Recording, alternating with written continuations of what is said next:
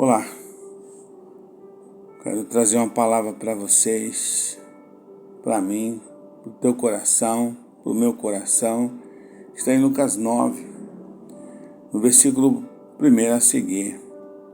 E convocando os seus 12 discípulos, deu-lhes virtude e poder sobre todos os demônios e para curar enfermidades.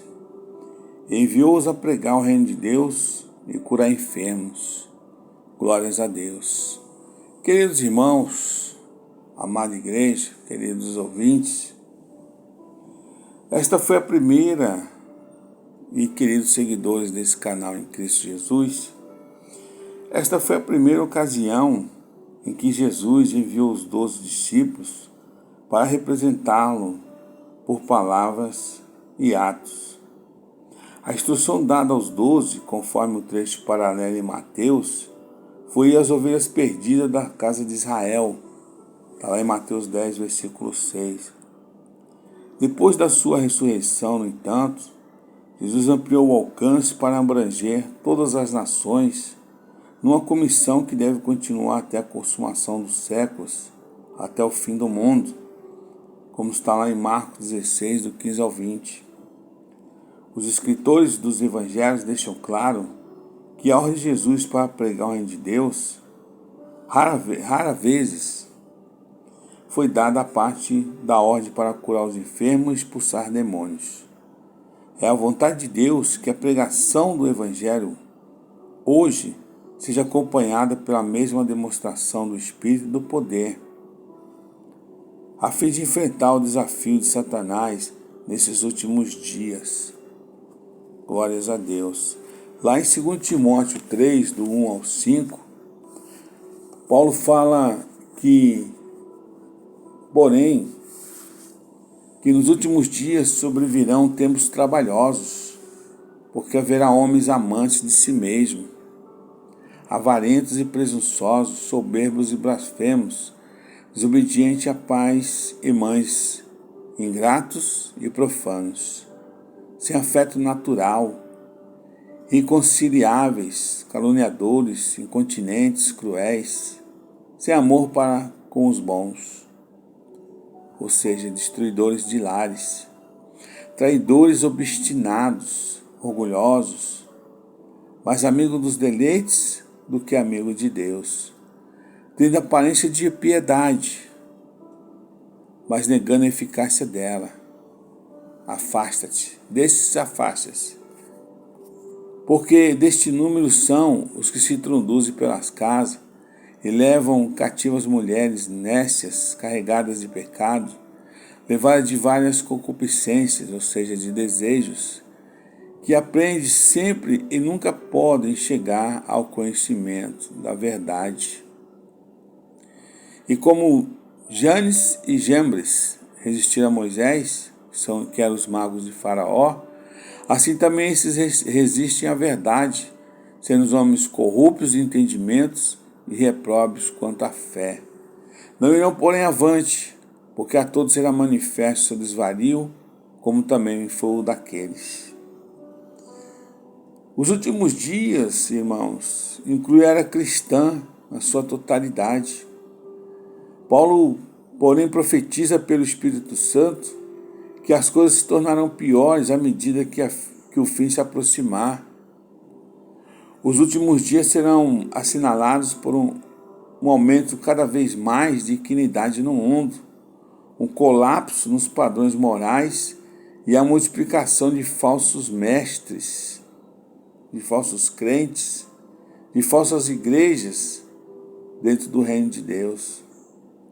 Esses tempos serão espiritualmente difíceis e penosos para os verdadeiros servos de Deus.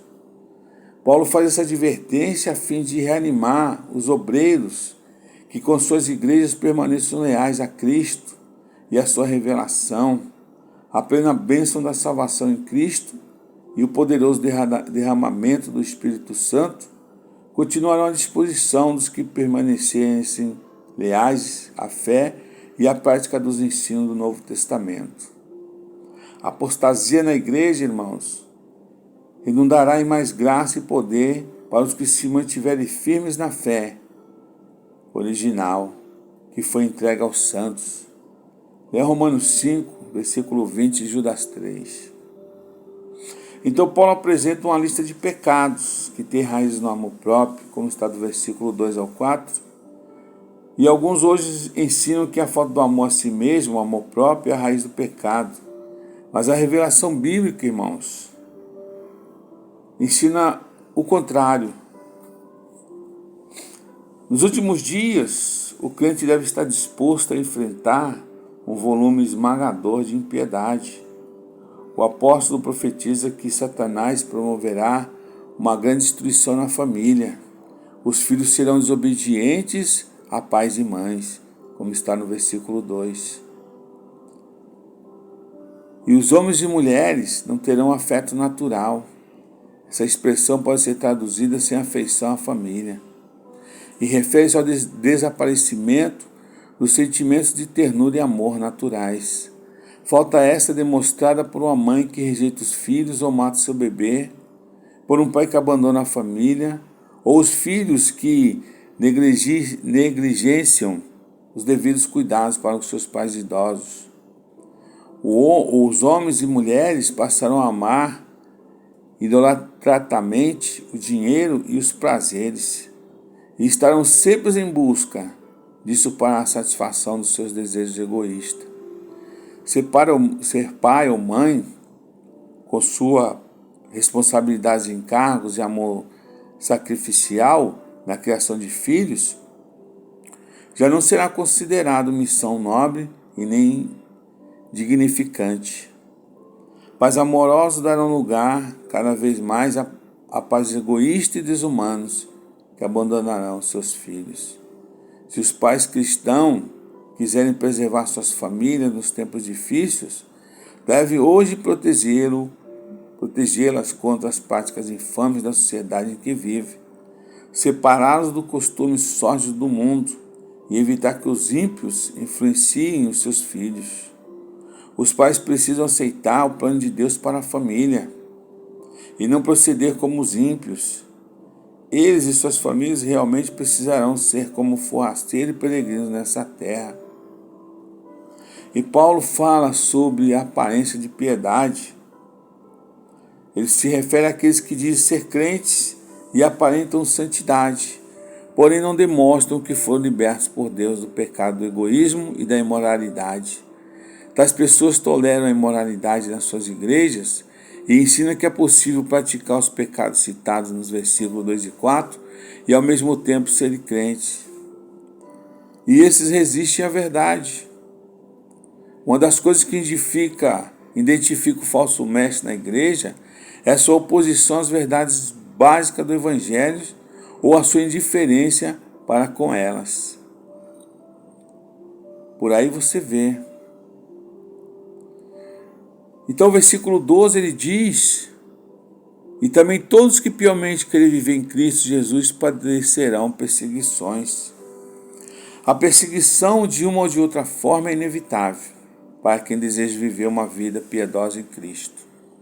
A lealdade a Cristo, irmãos, e a sua verdade e seus padrões justos envolve uma resolução constante de não perturbar a nossa fé e nem ceder às inúmeras vozes que apelam ao crente e conformem-se com o mundo e deixar de lado a verdade bíblica. Por causa dos seus padrões religiosos, os fiéis serão privados de privilégios e vantagens, serão ridicularizados, terão grande tristeza ao verem o cristianismo bíblico rejeitado pela maioria. Devemos todos perguntar a nós mesmos: eu já sofri perseguição por causa da minha firme resolução de viver segundo a vontade de Deus? Ou a minha falta de sofrimento é um sinal que não tenho posição firme pela justiça pelo qual Cristo morreu? Você tem que se perguntar. Se o crente estiver tudo bem dentro da igreja, com amor e paz com todos, esse não está sendo um verdadeiro crente. Ele tem a aparência de piedade, mas não está liberto por Deus dos seus pecados. Então, nós temos que seguir firme no Evangelho, como o Senhor Jesus deu ordens aos discípulos, é as mesmas ordens para nós. Que Deus te abençoe, te dê mais sabedoria e desejo de procurar a palavra de Deus, a verdade. Glórias a Deus. Que Deus te dê um bom começo de semana, em nome de Jesus.